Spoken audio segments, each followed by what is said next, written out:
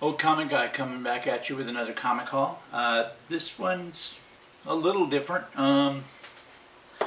So I I don't know if anybody ever thought about this. Well, I'm sure people have. I had not.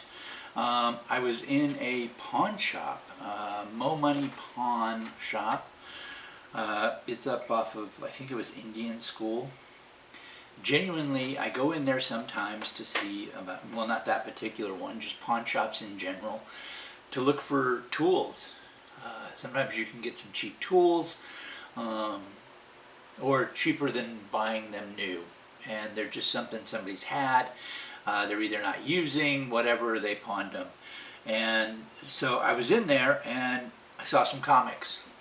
And, well, I went ahead and took a look at them. I wouldn't think that you would find comics in a pawn shop, but I guess it makes sense. This is Nick Fury, Volume 1. It was 18 issues. This is number 10.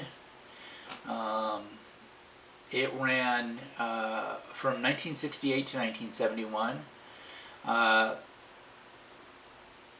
This is often called the Steranko series, as he did a bunch of the covers. Number 10 is John Romita Sr.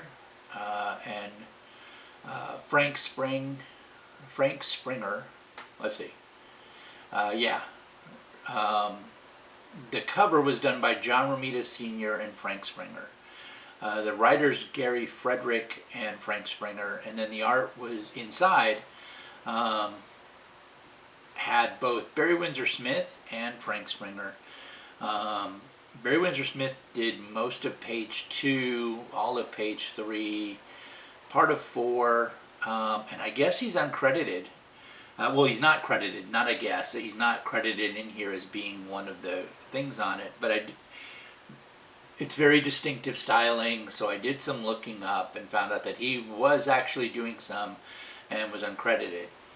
So I found number 10, and they did have some graded books, but yeah, I'm not a huge graded fan, but anyway, so then, but they did have number 11. Also, this is Frank Springer on the cover. This is from 1969. These two contain the return of the hate monger, Hitler, hate monger. And anyway, I thought they were pretty cool. And what was interesting was, I guess they don't move them very much. So they had like 20 bucks, well, 19 something on each one of these. And not that they're not worth 19, but when the guy opened the case to let me look at the comics, he said, let me know if there's something you want, and I'm sure I can cut you a deal. And I thought, okay, I don't know what kind of deal, but so anyway, these two were $19 for both of them together, not each. They were priced like each was about 19 bucks. And he cut me a deal, basically half off, gave them to me for the price of one, which was a screaming, that's a good buy.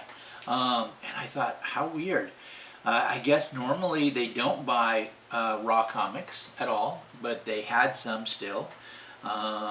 They do graded ones, and usually those are ones they sell on the internet first. So I thought that was pretty interesting. Mo Money Pawn. If you hadn't thought about a pawn shop for comics, maybe, not always, but maybe. And then I'm going to do another one. I'm just going to attach this with it because it's that small. This is another small one. I was looking for some stuff and came across the Showcase series 97, 98, 99, which is basically the one starring Power Girl.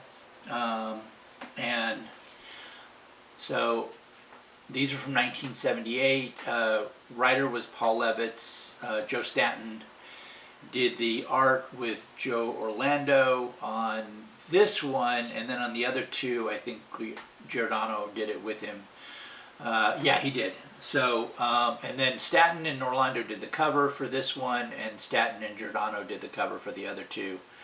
Joe Orlando was the editor for all three of these. These are not bad. I picked them up from an eBay auction for all three of them. I think it was under 30 bucks. So pretty cool. Anyway, 97, 98, let's see. This is the first appearance of the symbiote ship that brought her to Earth. First use of her Kryptonian name, Kara Zor-El. And her origin matched the Superman radio show where she left as a baby but arrived as an adult. And she's the copy, right? Like, people don't realize this. She's the copy of Supergirl. Supergirl appeared first.